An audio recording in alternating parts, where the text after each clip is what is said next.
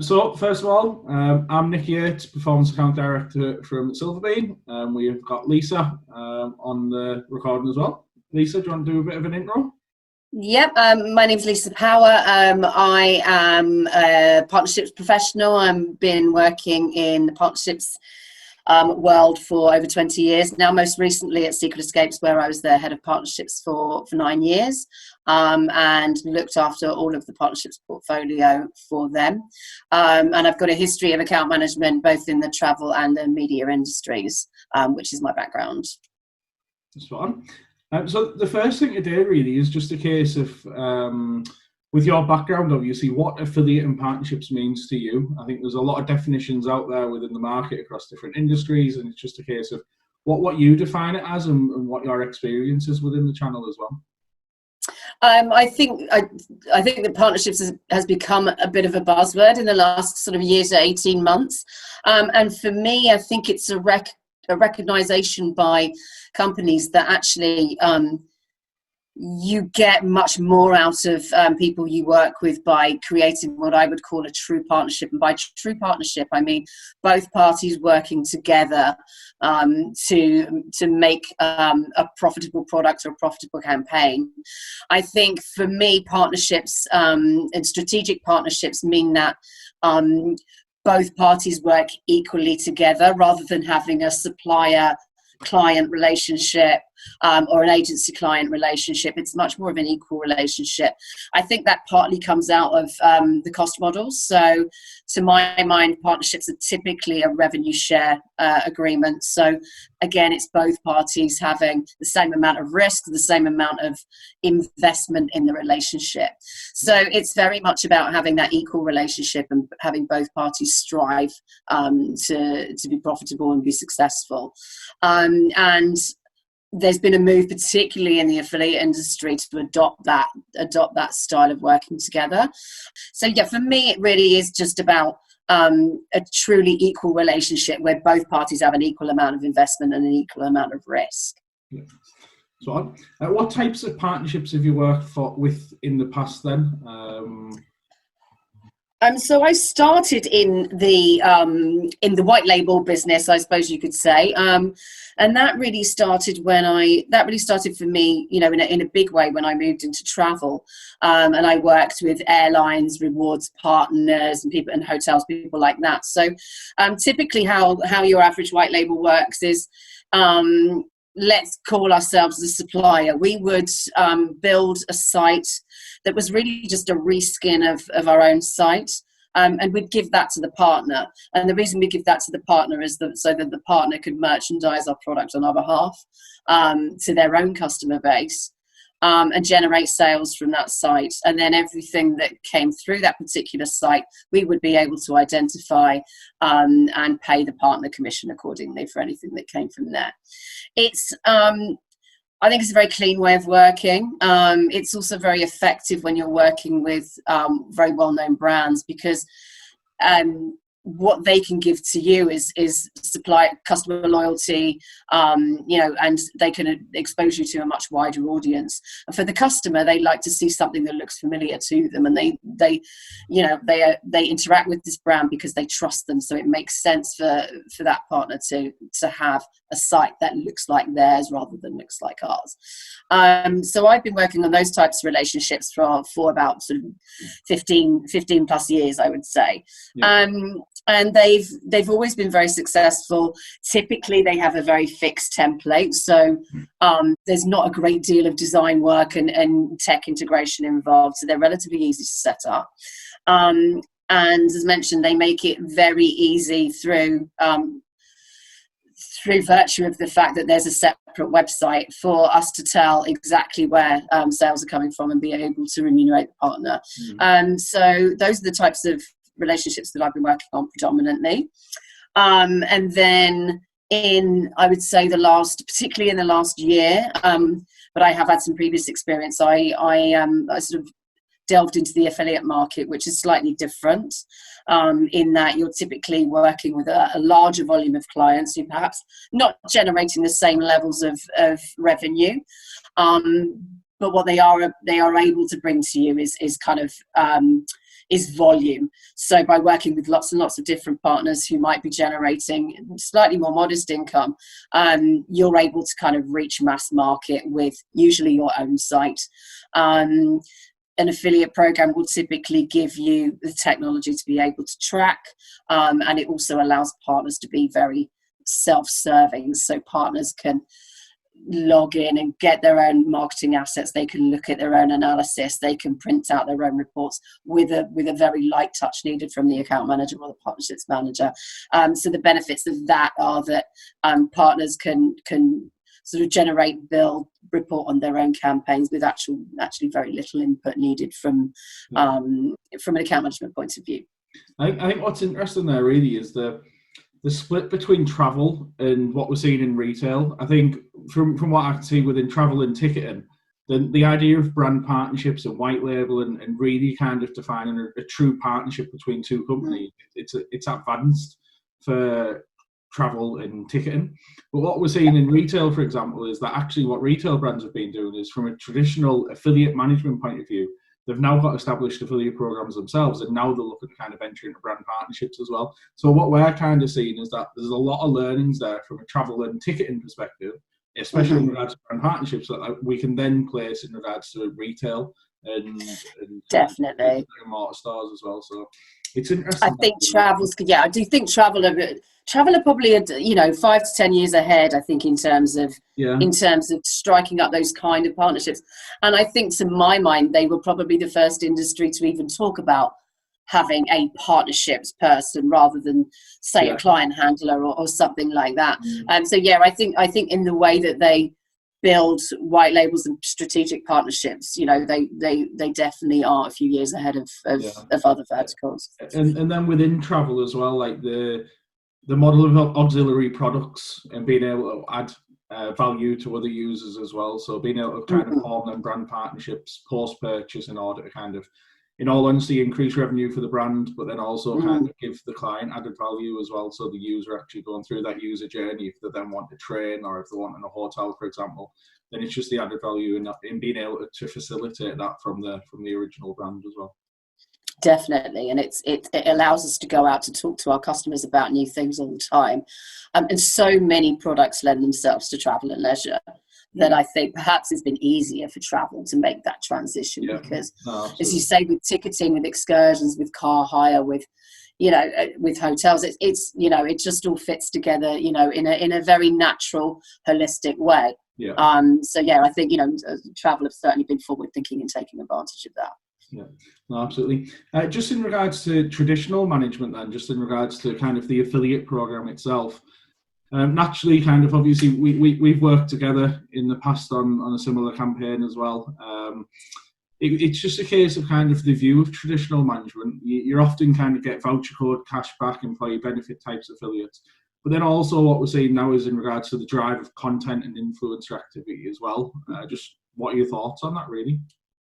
Yeah, I think we've seen a move in many aspects. I think from a content perspective, you're absolutely right. There are different ways there are many different ways to present that content now.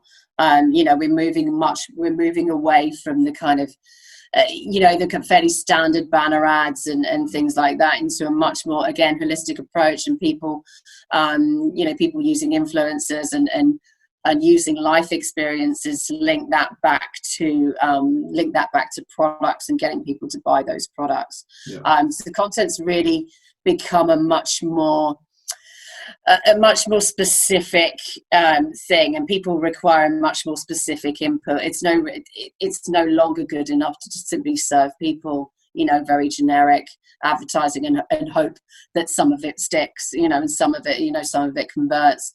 I think it's much more important now to get editorial pieces and lived experiences around certain types of product, particularly with travel, again, which lends itself very well. People, we know that people are very likely to buy from other people, and that is, kind of peer reviews and experiences that people can actually see, they're tangible, are really, really important to the future of marketing, not only in travel. I'd say we know that the importance of customer testimonials and reviews attest to that, in that people want to know what other people's experiences are before they purchase a product. So yeah, I think that's changed quite significantly from running a few banners or a homepage takeover, for example. Yeah. No, absolutely. We're seeing a lot more resource being kind of put into the likes of content, influencer campaigns as well, just in order to kind of create that rich assets, and then obviously that can be repurposed within the business from the likes of paid social campaigns, but then also to create that content that will hopefully rank within Google, and then obviously address some kind of key search terms as well from that side of things. The last thing that I wanted to talk, well, there's two more things really. The one thing is just in regards to the network and the tracking capability within the affiliate and partner sector as well. So just what are your thoughts overall in regards to kind of the current state of the market and obviously the different providers out there as well? I think I'm going to talk about impact as my primary experience, but I think one of the reasons why we chose them to work with when I was at Secret Escapes is that we were very keen, on owning the relationship with the partners themselves, and that was really important to us. But what we also needed was a really robust technology that allowed us to kind of focus on the account management itself and not focus on admin, as it were. So not focus so much on the tracking and the reporting and the payments. What a good piece of technology does is allow that is free you up to be a great account manager, a great partnerships manager. One of the frustrations I've had in many companies is that the reporting suite was extremely manual and usually called on many different sources. So it was all quite a laborious process and could take up 70% of your role, whereas I think now the technology has moved on so much that you're able to prospect, you're able to perform analysis, you're able to set up contracts in minutes, and all that does is free up your time to make you great at what you're actually supposed to be doing, which is optimizing the relationship with the clients. So, and I can see I see that developing all the time. I know Impact in particular, and their partnerships offering, as they call it, is now a whole suite of products dedicated to making partnerships managers' lives that bit easier, and I think that's a really welcome it's a really welcome development for me. I think anything that allows us to do our jobs more efficiently is a great thing. Yeah, no, absolutely. I think from our side at Silverbean as well, just kind of like the advantages that the SaaS platforms can deliver in regards to kind of like the insights within the user journey, where the affiliates is placed, but then also commissioning and being able to strategically manage your budget and being able to kind of flex your rules and just automate that payment model as well, as you said. Being able to flex your rules, as you mentioned, is super useful, because we need to be really agile in the way that we look at campaigns. We're analysing every day, so we need to be really able to kind of move very quickly, and if things aren't working, then to switch them around, and look at ways that we can market effectively with a partner, and the technology from SaaS platforms enables you to do that super easily, which for us is great.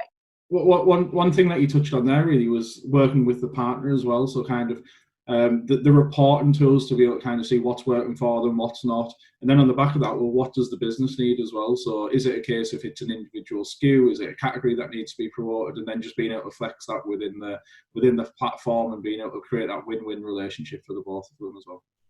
Yeah, and just having those tools again gives you different ways to work a campaign, different things to talk to the client about, and then and again, once you find something or a combination of things that work, it's really easy to just get all that set up and then analyze it in real time. So yeah, it's super useful. Sounds good. The last one was just in regards to kind of the long-term strategy and what you kind of view the future of affiliate marketing and partnerships to be in regards to just the strategic opportunities that are at play really for brands.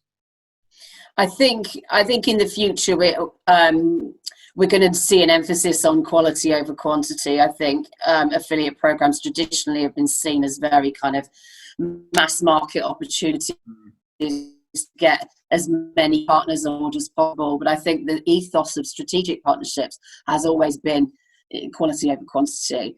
So partners that really align with your ethos and with your brand values and with the type of company that you strive to be and the customers that you want to speak to. So I think there's naturally going to be a kind of move towards aligning brands, and I think to a certain extent the SaaS platforms help with that, and any kind of managed affiliate programs can help with that as well. I also think the influencer market is being gatekept to a certain extent, or has been, by specialist agencies, and it's something that's still very misunderstood and not known very much about by big corporate brands and mid-sized brands as well.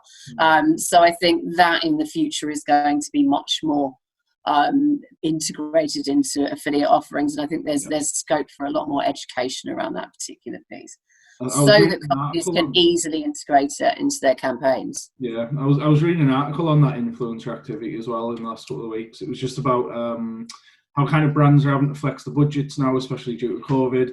That idea of kind of fixed payment model, it's not an attractive proposition anymore for influencer campaigns where it's more brand led.